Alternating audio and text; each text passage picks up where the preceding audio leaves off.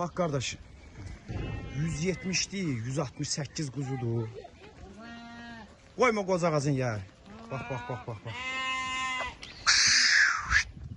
Koy daransın ağzına, koy daransın.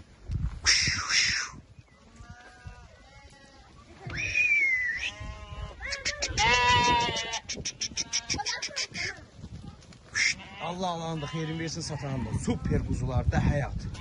Bak. Koyma çıkart şöyle, koyma. 170 tane kuzudur. Hardasa 110 tane, 120 tane size erkektir. Hələ bəlkə də çox. Bak. Bir ferman heyvanı.